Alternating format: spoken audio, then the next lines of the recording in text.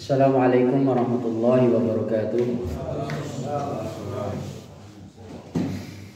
Innal hamdalillah nahmaduhu wa nasta'inuhu wa nastaghfiruh wa na'udzu billahi min shururi anfusina wa min sayyiati a'malina.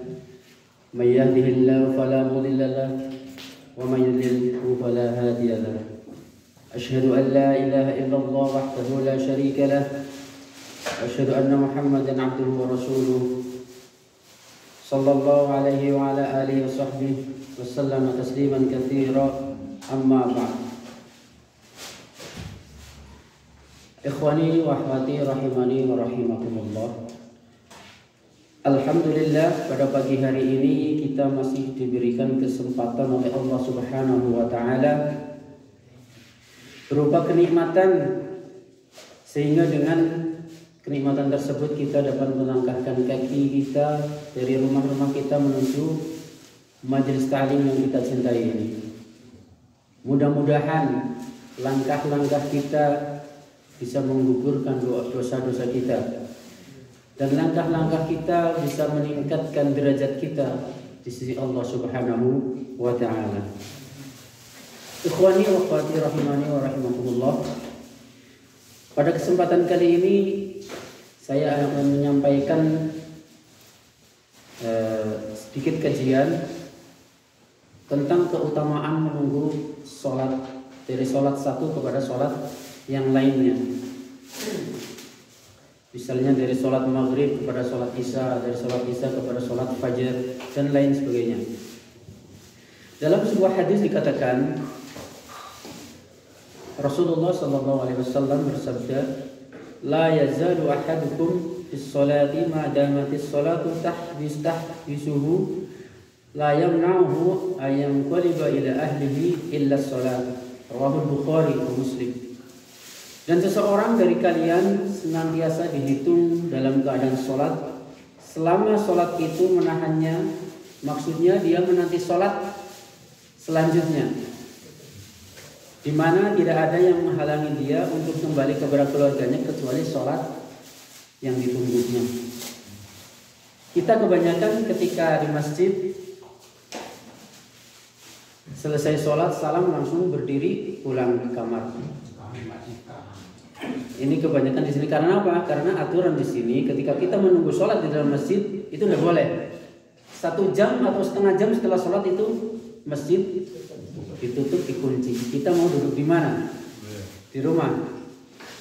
Selain di rumah tidak ada. Di emper masjid mungkin nanti ditanya macam-macam. Karena kita berada di negara orang yang aturannya lain.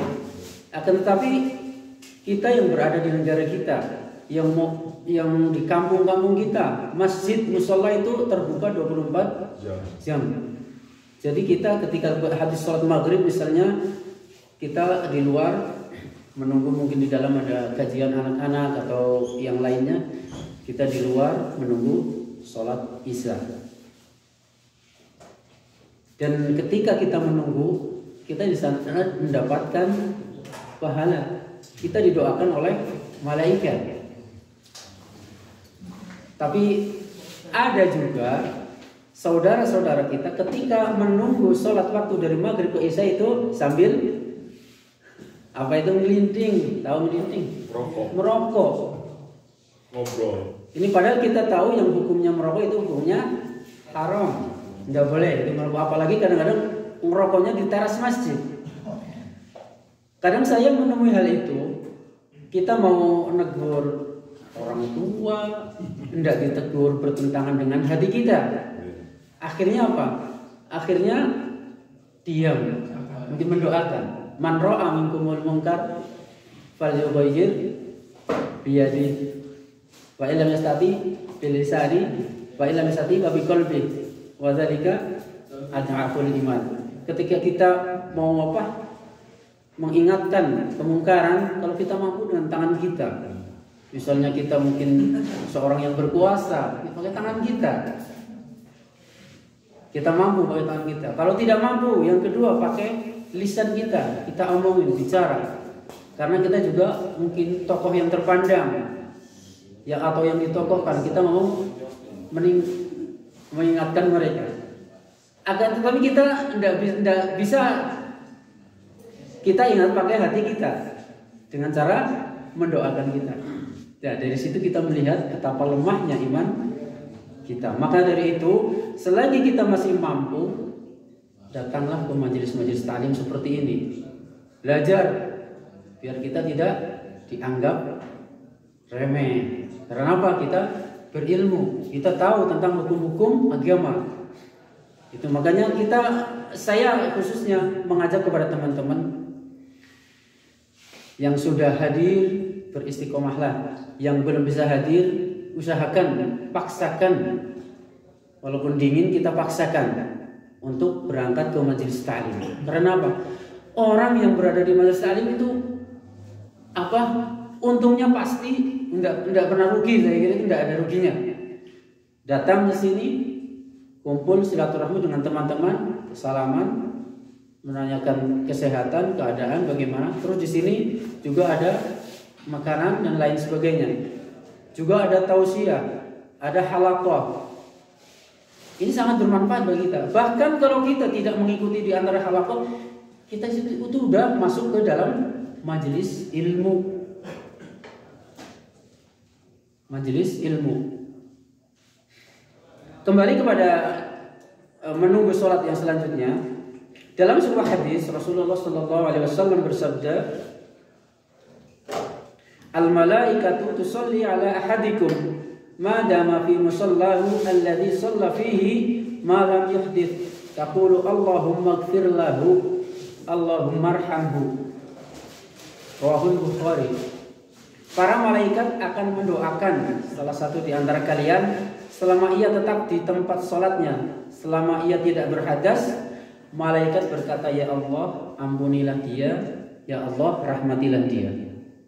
Lihat, kita didoakan malaikat. Malaikat itu orang yang makhluk yang enggak punya dosa. Kita didoakan oleh mereka. Jika kita menunggu waktu sholat, misalnya kita berzikir, istighfar, membaca Al-Quran sampai waktu sholat, dan kita tahu waktu sholat antara maghrib dan isya. Kita berbicara ini kita umpamakan kita berada di negara kita saja. Kebanyakan di negara kita kalau zuhur asar itu orang lagi di tempat kerja. Itu kebanyakan seperti itu. Tapi ketika maghrib dan isya dan subuh mereka udah ada di rumah. Makanya yang kita bahas antara maghrib, isya dan subuh. Zuhur mungkin mereka sholat di kantornya, sholat di tempat kerjanya, kita tidak tahu. Mudah-mudahan mereka seperti itu, sholat di kantornya, di tempat kerjanya. Adapun ketika maghrib, isya, subuh, insya Allah mereka sudah berada di rumah. Makanya yang kita bahas sekarang, kita menunggu antara maghrib, isya, dan subuh. Di sana malaikat mendoakan semoga Allah mengampuni dia dan Allah merahmati dia. Jika malaikat sudah mendoakan kita, insya Allah dikabulkan. Rasul pun ketika malaikat mendoakan, Rasul mengaminkan. Itu karena malaikat insya Allah doanya dikabulkan. Ini ketika kita menunggu sholat. Sebenarnya mudah, kita mencari pahala itu mudah. Banyak orang mengatakan kalau surga itu murah. Modalnya apa? Modalnya niat. Beda sama neraka. Neraka itu modalnya mahal, duitnya banyak. Misalnya mau ke diskotik harus bayar, ngeluarin uang banyak. Mau minuman harus duit, beli minuman dan lain sebagainya. Mahal. Tapi kenapa orang banyak yang suka? Kenapa? Bisikan hati. Karena kelemahan iman kita selama ini kita tidak mau belajar. Apalagi kalau kita belajar itu melihat siapa yang ngajar. Susah itu, orang bebal itu seperti itu. Kenapa? Karena ketika kita melihat orang yang mengajar, orangnya ustadznya masih muda, terus lebih tuaan saya, udah ini gagal pokoknya, nggak bisa punya ilmu itu, nggak bakal nyantel. Harusnya ketika kita belajar kepada siapa saja, ketika yang disampaikan itu sesuatu yang hak, sesuatu yang lurus, ya kita ambil, kita harus mengikutinya. Karena apa? Karena yang disampaikan akan membawa kita kepada keridhaan Allah. Itu. Dan tinggalkan pemikiran-pemikiran ketika kita melihat yang menyampaikan. Jangan sekali-kali berpikir yang menyampaikan si fulan, anak kecil, tidak. Tapi tetap aja gitu. Walaupun anak kecil tapi ilmunya banyak, coba gitu. Kita yang tua cuma tua doang, ilmunya nggak ada. Gimana? Alhamdulillah kalau udah umurnya tua, ilmunya udah banyak, masya Allah. Kita udah tua, banyak umurnya doang, ilmunya nggak ada. Ya makanya paksa diri kita untuk berangkat belajar ke majelis ilmu. Dan kewajiban kita ngajak. Adapun dia dapat hidayah atau enggak, itu masalah lain. Kita menyampaikan, adapun dia pinter apa enggak paham, itu masalah dia. Seorang guru itu cuma sekedar menyampaikan, enggak bisa dia membuat anaknya pinter. Semua karunia Allah Subhanahu wa taala. Sekedar menyampaikan. Kalau ketika yang disampaikan membuat paham yang mendengarnya, maka alhamdulillah, mudah-mudahan ilmu yang disampaikan gurunya menjadi sedekah jariyahnya. Itu. Kembali lagi kepada menunggu sholat yang selanjutnya.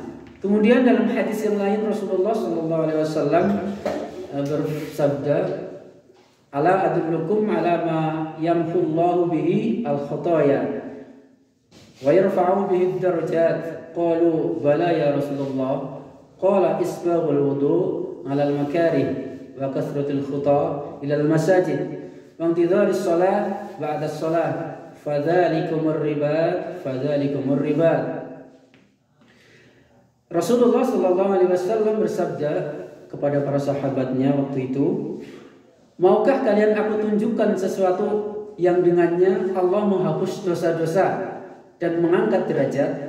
Maka para sahabat berkata, "Tentu ya Rasulullah."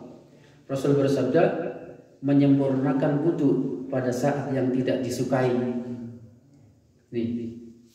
Menyempurnakan wudu bagaimana? Misalnya, seperti wudu-wudu yang telah diajarkan oleh guru-guru kita lewat hadis-hadis yang sahih. Kita melaksanakan wudu kebanyakan dari kita dulu kita ketika mau wudu baca nawaitu wudu'a. Ini sebisa mungkin ditinggalkan karena tidak ada satupun hadis yang mengatakan seperti itu. Kita cukup niat dalam hati atau bismillah. Menyempurnakan wudu pada waktu yang tidak disukai. Ini musim-musim dingin nih. Ketika azan dikumandangkan, kita malas untuk bangun karena apa? Dingin, mau ke air dingin. Kan ada pemanas, ya. Itu kemudahan bagi kita. Tapi setelah wudu biasanya terasa dingin. Tapi kita karena kita mengharap pahala dari Allah, maka kita tetap berwudu dan menyempurnakan wudu kita. Jangan malas-malesan. Ketika dingin pakai jaket, dielap pakai jaket berangkat ke masjid. Dingin sekali pakai kaos kaki berangkat. Kemudian banyak melangkah ke masjid dan menunggu sholat setelah sholat. Melangkah ke masjid, menunggu sholat setelah sholat. Itulah yang dinamakan ribat. 2 kali Rasul menyebutkan dalam hadis, itulah yang dinamakan ribat. Dan ribat itu sendiri adalah mencurahkan diri dalam ketaatan. Ribat adalah mencurahkan diri dalam ketaatan. Apakah kita sering melakukan seperti ini? Melakukan ribat? Apakah kita selama ini ketika azan dikumandangkan kita ayam-ayam saja? Nanti ketika 10 menit mau iqamah, kita baru bangun, terus wudu sampai ke masjid sudah telat 1 rakaat. Padahal salat yang paling disukai Allah adalah di awal waktu, yaitu salat berjamaah di masjid. Dan kewajiban seorang laki-laki itu salat berjamaah di masjid. Kalau ada seorang laki-laki salat di rumahnya, maka ganti dia sarungnya dengan mukena. dengan abaya, ganti saja karena dia sholat di rumahnya.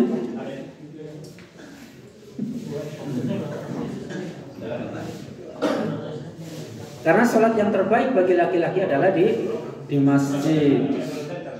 Kemudian ketika kita di masjid, kita menunggu seperti tadi yang saya sampaikan, menunggu sambil beristighfar, sambil membaca Quran dan yang lainnya, yang sesuatu yang bermanfaat bagi kita. Jangan mengerjakan sesuatu yang haram, sesuatu mudarat bagi kita. Itu akan sama sekali merugikan kita. Bagaimana ketika kita sholat di satu masjid, misalnya satu sholat masjid ini, kemudian karena kita bekerja, kita sholat di lain masjid. Mudah-mudahan antara sholat maghrib dan sholat isya yang tadi kita kerjakan itu, di antara keduanya kita dapat pahala dan dapat doa dari malaikat tadi. Mudah-mudahan. Karena kita menunggu, walaupun kita tidak menunggu di masjid, kita menunggu di mobil kita dengan zikir ketika kita berjalan, terus kita mendapati sholat isya di lain masjid. Mudah-mudahan di sana juga kita termasuk orang-orang yang didoakan oleh malaikat. Kemudian sholat isya antara sholat isya dan subuh. Rasulullah sallallahu alaihi wasallam bersabda, "Sami'tu Rasulullah sallallahu alaihi wasallam qala, man shalla isya fi jama'atin faka'annama qama nisfal lail, wa man shalla subha fi jama'atin faka'annama shalla al-laila kullahu." Rawahu Muslim. Saya mendengar Rasulullah sallallahu alaihi wasallam bersabda, barang siapa yang melaksanakan sholat isya berjamaah, maka seolah-olah ia telah melaksanakan sholat setengah malam. Ini betapa murahnya Allah memberi pahala kepada kita. Kita diberikan pahala sholat setengah malam. Siapa yang sanggup sholat setengah malam di zaman akhir ini? Siapa yang sanggup? Sholat tarawih aja bikin cepet-cepet kok. Kalau ada yang sholatnya lambat, udah kayak gatel gitu, ingin cepat-cepat selesai. Bagaimana sholat setengah malam? Ini cuma kita melaksanakan sholat isya dengan berjamaah. Disambung lagi. Dan barang siapa melaksanakan sholat subuh dengan berjamaah di masjid ini, seolah-olah ia telah melaksanakan sholat semalam suntuk. Ada yang bisa sholat semalam suntuk? Nggak ada. Wallahu a'lam, mungkin ada orang-orang yang khusus diberikan keistimewaan oleh Allah, mungkin bisa, mungkin. Wallahu a'lam. Kita harus nonton aja, mungkin ada orang-orang yang diberi kekhususan oleh Allah bisa melaksanakan sholat semalam suntuk. Tapi kita alangkah mudahnya, kita diberikan jalan lain oleh Allah lewat lisan Rasulnya, yaitu ketika kita sholat jamaah subuh dengan berjamaah subuh di masjid, kita mendapatkan seolah-olah kita sholat semalam suntuk. Walaupun kita tidur, ya, walaupun kita tidur, walaupun kita kerja mungkin keluar nunggu bos kita terhitung sholat sunat semalam suntuk. Ini sholat fajarnya. Dalam hadis lain, rakaatul fajri khairum minad dunya wa ma fiha. 2 sholat rakaat fajar, yaitu sholat qabliyah fajar, sebelum fajar 2 rakaat, itu lebih baik dari dunia seisinya. Itu Rasul yang bersabda lah, lebih baik dari dunia seisinya. Ini sholat sunatnya, apalagi sholat sebelumnya, sholat wajibnya. Sholat sunatnya saja pahalanya lebih baik dari dunia seisinya, apalagi sholat wajibnya. Kadang kita, ya maaf saja, kalau kita telat tidur di kemalaman, itu kadang bangun jam 7. Ini bagaimana? Ini masuk dalam kategori uzur. Karena orang tidur itu tidak berkewajiban. Kalau lalai, kalau disengaja malamnya, tapi dengan catatan malamnya telat bukan karena begadang yang tidak manfaatnya. Ini kita misalnya begadang nonton atau gimana, paginya jam 8 baru bangun, baru sholat subuh. Yang balik ke jam 3. Itu sih namanya sholat duha, bukan sholat subuh. Kalau sekali 2 kali mungkin, tapi selama ini banyak yang melakukan seperti itu. Banyak dilakukan. Mungkin karena gimana ya, malas atau bagaimana. Tapi walaupun kita misalnya telat, kita pulang jam 3, sekarang sholat adzan fajar jam 5:04 mungkin setengah 6. Ketika kita berdoa kepada Allah, ya Allah mohon bangunkan hamba untuk sholat subuh berjamaah di masjid. Pasti dibangunkan. Tergantung niat kita. Pasti dibangunkan. Karena semua orang bisa mencobanya. Saya sendiri sudah mencobanya. Dan Allah bangunkan ketika azan subuh. Itu kemalasan kita tidak mau memohon pertolongan kepada Allah. Akhirnya subuhnya labas, jam 7 baru bangun, kita sholat subuh. Memang Rasul bersabda seperti itu, ketika kamu misalnya terlewatkan dari suatu sholat, maka ketika bangun karena tidur, kita ketika bangun itu sholatnya. Ketika tiduran, ya ketika bangun kita, oh Masya Allah, astagfirullah, belum sholat subuh, bangun jam 8, jam 7, ya langsung wudu, sholat subuh. Seperti itu. Apa boleh bertanya? Pertanyaan agak ketika kita sholat subuh jam 8 karena baru bangun, sekalian kita akan mau sholat duha. Lebih baik mana sholat duha dulu yang sunat lalu sholat subuh atau sholat subuh dulu kemudian sholat duha? Kita sholat apa tanya?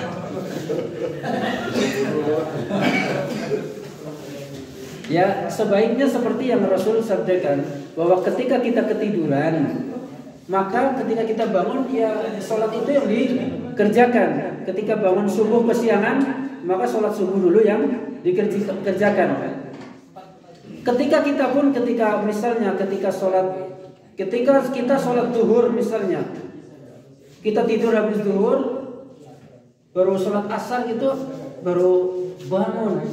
Kita yang dikerjakan, ada yang mengatakan yang dikerjakan itu tartibnya dulu, sholat duhurnya dulu, baru sholat asarnya, walaupun di sana sholat asar berjamaah. Wallahu a'lam ini yang sahih yang mana. Tetapi tartib sholat itu seperti itu. Zuhur dulu baru asar. Adapun ini antara wajib dan sunnah. Ya pasti yang lebih diutamakan yang wajibnya dahulu. Tapi ingat jangan selalu ya, jangan selalu kita bangun itu jam 7, jam 8, jam 7, jam 8 karena begadang. Jangan. Usahakan seperti tadi saya sampaikan, kita memohon kepada Allah, memohon pertolongan Allah agar dibangunkan ketika azan subuh. Supaya kita apa? Supaya kita bisa bersolat berjamaah di masjid. Mohon selalu kepada Allah.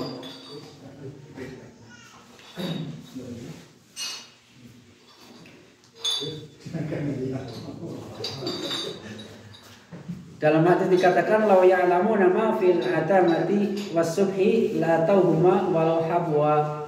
Seandainya mereka mengetahui pahala salat Isya dan subuh, pasti mereka akan mendatanginya meskipun dengan merangkak. Ini keutamaan salat subuh Isya berjamaah dan salat subuh berjamaah ini keutamaannya sangat besar. Sampai Rasul bersabda, banyak sekali sabda-sabda Rasul yang menunjukkan kepada keutamaan sholat Isya dan sholat subuh, terutama sholat subuh. Itu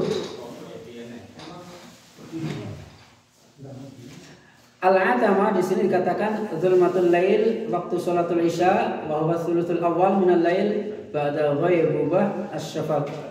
Setelah terbenamnya syafaq apa mega. Yang mega apa merah apa kuning? Kuning mungkin apa? Sekarang SD itu mega merah.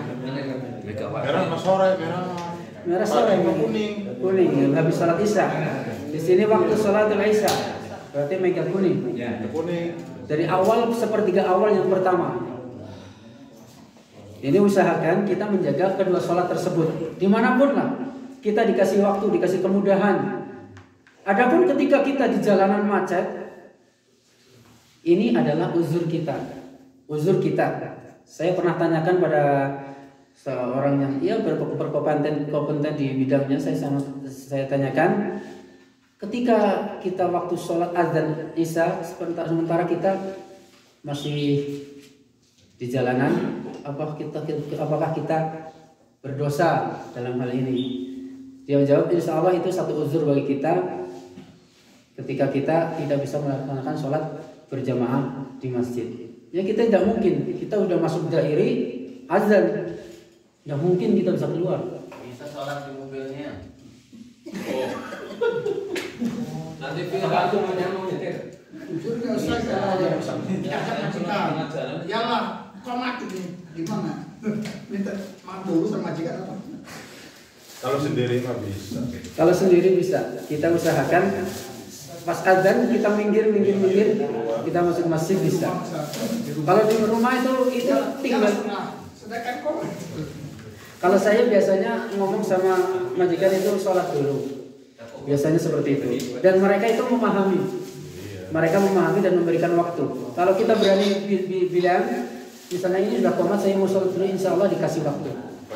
Insya Allah dikasih waktu. Saya sudah mempraktekkan seperti itu. Tetapi ketika belum azan, ya Allah berirkab, udah di jalan, azan. Kalau udah masuk dairi itu lain lagi. Tapi kalau masih di jalan, biasanya kalau kita berani ngomong, kita sholat dulu di masjid, dikasih juga kita sholat. Tapi kalau udah masuk dairi, kita sendiri susah karena macet. Ini sholat yang banyak pahalanya. Sholat di antaranya sholat isya dan subuh. Dan kewajiban kita ketika mendengar azan itu harus bersegera. Kita mengambil air wudhu, terus kita dandan, pakai wangi-wangian kalau ada, kita berangkat ke masjid. Karena langkah-langkah kita akan menggugurkan dosa-dosa kita dan menaikkan derajat-derajat kita di sisi Allah Subhanahu wa Ta'ala. Dan kita tahu sholat yang paling berat bagi orang-orang munafik adalah sholat Isya dan subuh. Sholat fajar dan sholat isya dan sholat subuh. Ada yang kata lain ada sholat asar. Sholat asar juga. Tetapi sholat isya memang di sini sangat-sangat menunjukkan bahwa asqalus sholat alal munafikin sholatul fajar wal isya. Ini sholat yang paling berat bagi orang-orang munafik adalah sholat fajar dan sholat isya. Karena waktunya sholat isya itu biasanya sholatnya waktunya dingin atau mungkin lagi bercengkerama, lagi ngobrol, lagi enak-enaknya ngobrol. Sholat fajar tahu sendiri waktunya, waktu lagi tidur, lagi enaknya tidur, lagi musim dingin, disuruh azan, disuruh apa? Sholat di masjid. Ternyata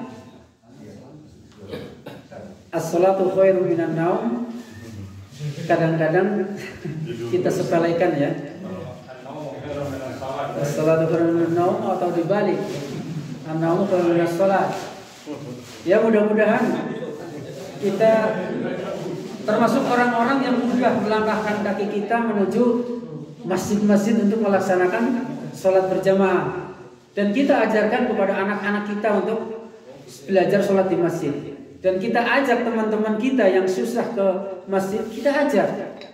Terserah dia mau ikut, ya terserah, enggak ya terserah. Yang penting kita sudah menyampaikan. Tugas kita hanya menyampaikan. Adapun hidayah itu datang dari Allah Subhanahu wa Ta'ala. Ketika sudah sampaikan, tidak mau itu terserah.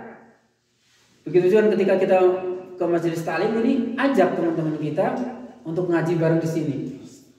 Mau berangkat, alhamdulillah kita dapat pahala karena mengajar. Tidak mau berangkat ya udah, kita cuma dapat pahala menyampaikan. Qulil haqq walau kana mur. Sampaikan yang hak walaupun itu pahit. Kadang kita disepelekan ya.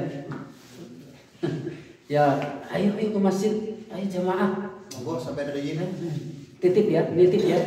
Gitu. Ada kan? Nitip ya. Ada. Itu seorang disepelekan. Ini sudah menyepelekan syariat. Ada orang-orang seperti ini. Dan kita doakan mudah-mudahan mereka mendapat hidayah. Betapa ini kalau orang yang belum tahu itu seperti ini. saya nitip apanya?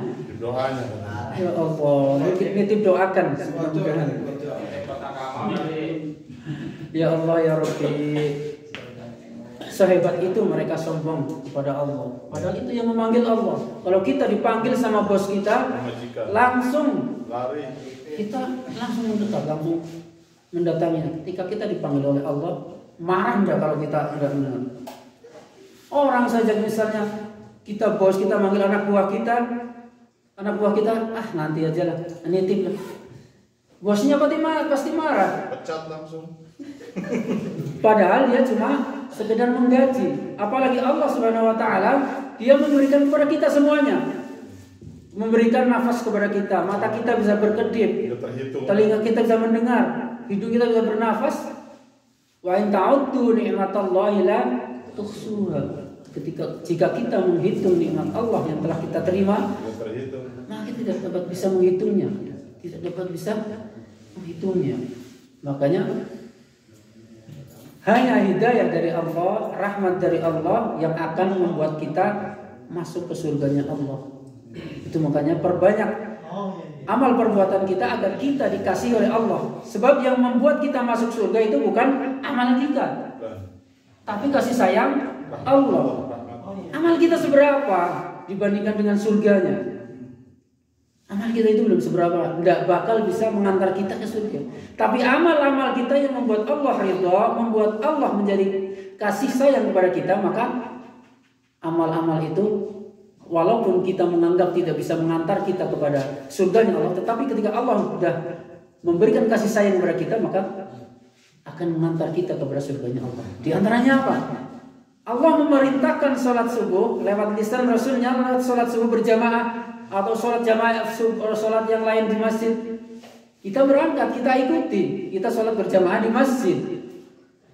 Maka dengan sholat berjamaah di masjid, rahmat Allah akan datang kepada kita, ridho Allah akan datang kepada kita. Maka mudah-mudahan dengan perbuatan tersebut kita akan bisa masuk ke surganya Allah. Itu seperti tadi saya katakan, mau surga itu murah modalnya, mau aja. Modalnya rajin. Asal mau saja. Ikhlas nanti belakangan. Kenapa saya bilang belakangan? Orang yang akan melakukan perbuatan baik, pertamanya itu dipaksa. Ketika dengan paksaan kita itu tidak ada yang namanya ikhlas, itu belum ada. Dipaksa, lama-kelamaan terbiasa. Ketika kita sudah terbiasa, mudah-mudahan di sana tumbuh ikhlas. Ikhlas itu harus ada fase-fasenya, tahapan. Enggak mungkin orang yang belum pernah mengerjakan sesuatu itu langsung ikhlas, itu jarang. Karena apa? Harus dipaksa dulu. Ibadah begitu juga, ibadah berjamaah di masjid itu harus dipaksakan. Ketika dipaksakan menjadi terbiasa, mudah-mudahan di sana tumbuh rasa ikhlas. Dan rasa ikhlas tersebut menjadi rahmat bagi kita untuk menggapai surganya Allah Subhanahu wa taala. Cukup ya? Masih. Udah jam 10.30. Setengah jam. Iya, udah cukup ya. Kiranya hanya ini yang dapat saya sampaikan. Jika ada manfaatnya, jika ada manfaatnya semata-mata dari Allah Subhanahu wa taala, dan jika ada kesalahan itu karena semata-mata dari kebodohan saya. Saya akhiri, billahi taufiq wal hidayah. Assalamualaikum warahmatullahi wabarakatuh.